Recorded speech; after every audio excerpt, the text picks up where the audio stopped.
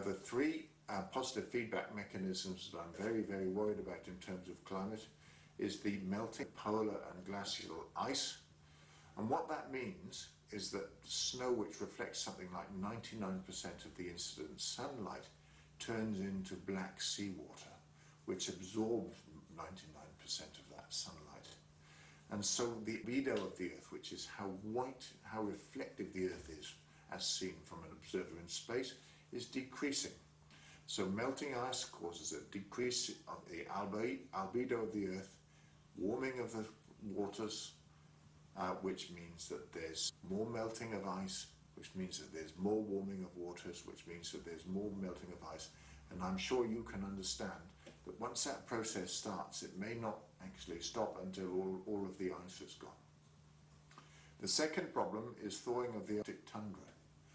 The Arctic tundra contains between 350 and 450 billion tons of carbon dioxide or methane. Now, we, in comparison, produce only about 6 billion tons of greenhouse gases a year. So the positive feedback process is as follows. The Earth gets a little bit warmer, some of that Arctic tundra thaws, that releases greenhouse gases into the atmosphere, makes the Earth a little bit warmer, more Arctic tundra thaws, and you can see that that is yet another positive feedback loop, which might only end when the tundra has all thawed. The final one I'm worried about is the oceans. The oceans currently store about 70% of the carbon dioxide on our planet, and they do so best when they're cold. As the ocean warms, instead of acting as a sink for carbon dioxide, the oceans actually start yielding up carbon dioxide, and you can sort of see that as the oceans warm, they yield more carbon dioxide into the atmosphere. That means that the oceans warm further, and yet another positive feedback process. Now, I am frankly terrified about these three positive feedback processes because I don't know if, even if we all as human civilization agree to do everything properly and cooperate to try to minimize our further release of greenhouse gases, I don't actually know if it would actually save us.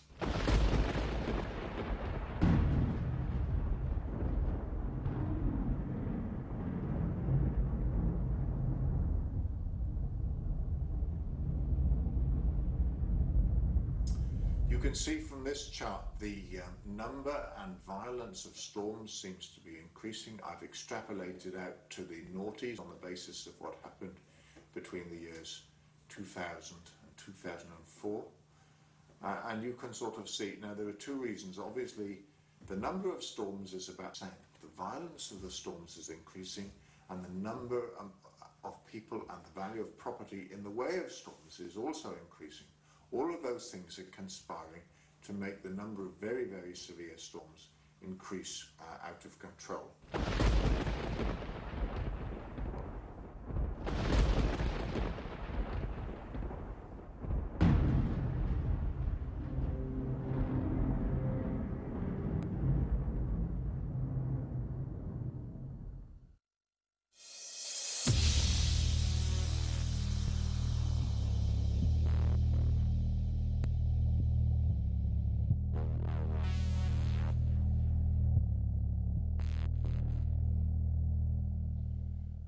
Diagram of what happened to the price of oil over time.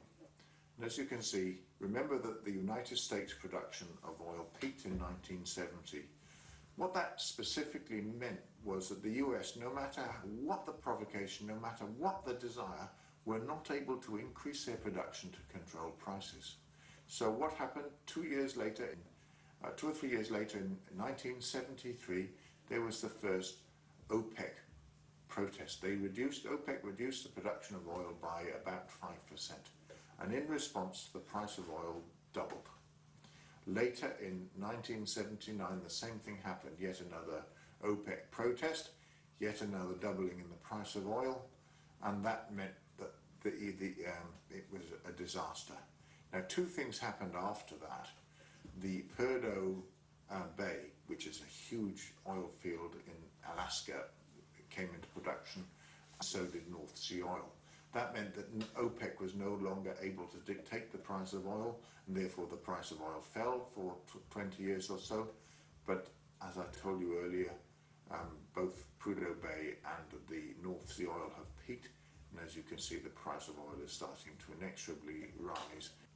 What we're facing is the beginning of the decline. And what is so interesting out of that is that from our mindset today, everybody is used to growth. We all live on the expectation of growth. We expect our salaries to rise. We expect everything to grow around us as it has done in the last 50 years. And this growth of the past has been made possible by the cheap energy that has been available. And now we face a change. When we start the transformation process from where we are and where we've got to go, we will see massive competition between companies as they realise the energy productivity miracle they can embark on, how they can save or use the resources they've got in a more efficient, productive way. A company that embraces that is going to see its share price highly valued. A company that ignores the consequences is going to find that it just simply goes out of business. Its share price will be trashed out of sight, to be quite honest.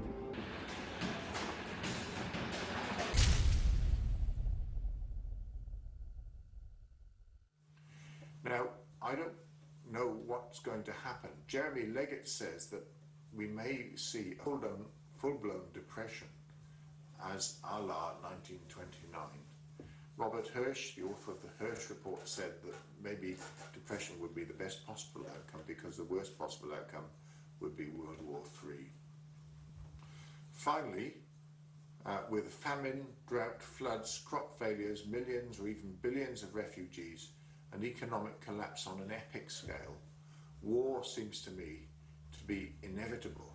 And on a local scale, I worry about anarchy, banditry, invasion, and feeding ourselves.